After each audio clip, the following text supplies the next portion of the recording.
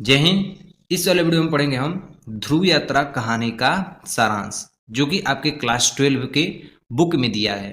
और ये UP board के पेपर में सबसे ज़्यादा पूछे जाने वाले कहानी का सारांश मैं बता रहा हूँ। ठीक है, तो आप अगर यदि यूपी बोर्ड का पेपर देने जा रहे हैं तो भैया इसको पढ़ के जाना, बहुत काम आएगा, अनिवार्य एकदम है। तो मैं ये दिखा देता हूँ कि कैसे पेपर में एक क्वेश्चन पूछा जाता है, ध्रुव यात्रा कहानी का सारांश। देखिए यहाँ पे मैंने एक ये लिया है पेपर को, और यहाँ पे देखिए लिखा है 6 नंबर के क्वेश्चन में आपको आएगा, ध्रुव यात्रा अथवा पंचलाइट दोनों में से जो भी, दोनों देखो इंपॉर्टेंट है, दोनों में से जो आपको आ रहा है, मुझे ध्रुव यात्रा आ रहा है तो ध्रुव यात्रा लिखूंगा, पंचलाइट आ रहा है तो पंचलाइट लिखूंगा। कहानी के उद्देश्य पर प्रकाश डालिए, अधिकतम शब्द सीमा 80 शब्द, मतलब 80 शब्द के इर्द गिर्द ही आपको लिखना है, उससे ज्यादा, बहुत ज्यादा नहीं लिखना है ना बहुत कम ही लिखना है, 80 शब्द के आसपास लिखना है आपको। तो चलिए मैं इस वीडियो में पढ़ेंगे ध्रुव यात्रा कहानी का सारांश। देखिए क्या दिया है। ध्रुव यात्रा जैनेन्द्र कुमार द्वारा लिखित एक प्रसिद्ध कहानी है। इसमें राजा रिपुदमन होते हैं। रिपुदमन की ध्रुव यात्रा का वर्णन किया गया है और इस कहानी का सारांश इस प्रकार है। अब नीचे हम कहानी को पढ़ेंगे कि कहानी क्या है। ठीक है, सबसे पहले लिखना है कि ध्रुव यात्रा जैनेन्द्र कुमार द्वारा लिखित एक प्रसिद्ध कहानी है। इसमें राजा रिपुदमन की ध्रुव यात्रा का वर्णन किया गया है और इस कहानी का सारांश इस प्रकार है। नीचे मैंने कहानी को लिखा है। ठीक, देखिए, जब राजा रिपुदमन उत्तरी ध्रुव की यात्रा सफल कर लिए, तब यूरोप के नगरों में जहां जहां रुके वहां वहां उनका सम्मान हुआ। मतलब जब राजा रिपुदमन उत्तरी ध्रुव में यात्रा करके विजयी होके जब आ रहे थे, तो यूरोप के नगरों में, जैसे मुंबई हो गया, दिल्ली हो गया, वहां से जहां जहां वे रुके उनका वहां पे क्या हुआ था, बहुत ज्यादा सम्मान हुआ था। और इस का ढाबर, इस खबर को सुनकर उनकी प्रेमिका उर्मिला प्रसन्न हो गई।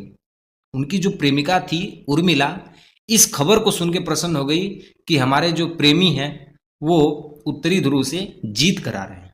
ठीक है, लौट उस समय राजा रिपुदमन आचार्य मारुति से मिलने गए।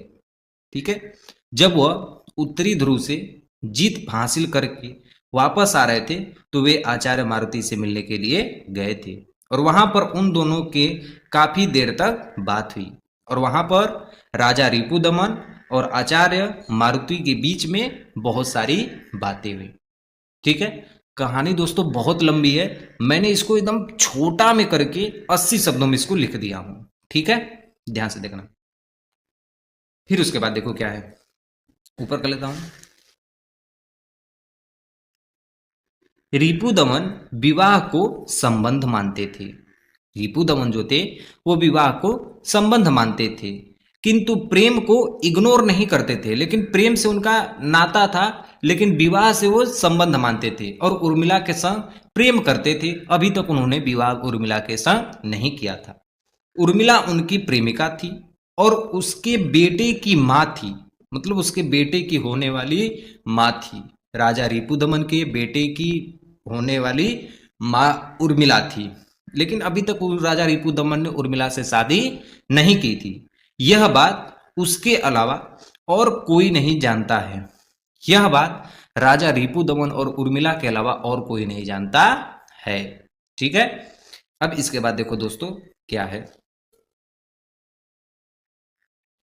रिपुदमन उर्मिला से कहता है और वह पारिवारिक जीवन में सम्मिलित होना चाहता है।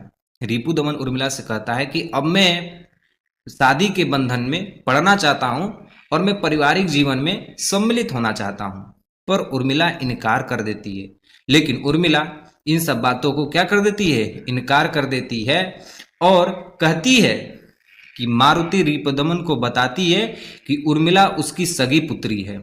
ठीक है, मारुति मतलब जिस आचार्य के पास राजा रिपुदमन गए होते हैं उसी आचार्य की बेटी ही उर्मिला होती है। यह उर्मिला बताती है कि उससे विवाह करके साथ रहना चाहिए। तो आचार्य कहते हैं, जो मारुति होते हैं वो कहते हैं कि आप मेरी बेटी के, आपको मेरी बेटी के साथ रहना चाहिए, संग रहना चाहिए।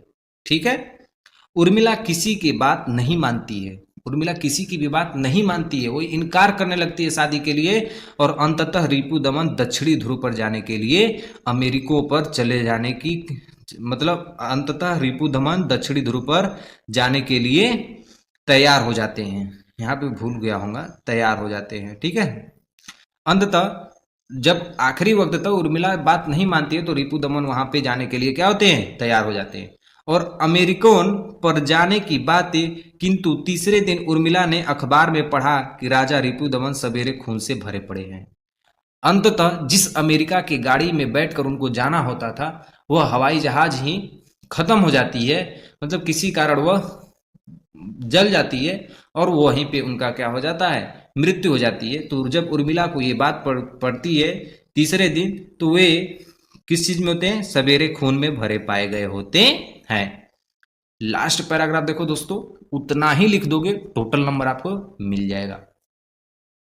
गोली का कनपट्टी के आकार का निशाना था, उनके कनपट्टी पे गोली के आकार का निशाना था। ध्यान से देखो दोस्तों, उन्होंने पत्र लिखा था कि मैं किसी वचन को पूरा करने जा रहा था। उन्होंने पत्र भी लिख दिया था कि मैं किसी के वचन को पूरा करने जा रहा हूं और वह वचन उर्मिला का था। उर्मिला ने ही उनको प्रोत्साहित किया था वहां भेजने के लिए ध्रुव यात्रा पर। लेकिन राजा रिपुदमन चाहते थे कि यदि मैं ध्रुव यात्रा गया तो मेरी मृत्यु तय है, इसलिए मैं जो भी खत्ता वो मैं लिख देता हूं, कब किसकी मृत्यु कहां आ जाए ये मैं नहीं जानता हूं।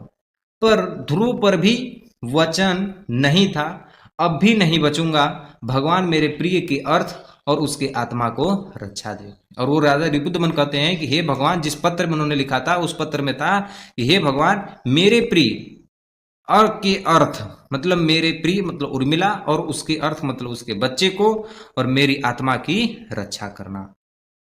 यही 80 वर्ड अब दोस्तों लिख दोगे, आपका टोटल 6 नंबर, कितना नंबर होता है, 5 नंबर आपको मिल जाएगा, ठीक है। और हाँ दोस्तों, वीडियो को लाइक कर देना, सब्सक्राइब कर देना, इस भाई को बहुत ही दिल से खुशी मिलेगी, ठीक है। मिलते हैं नेक्स्ट वीडियो में, तब तक के लिए जय हिंद।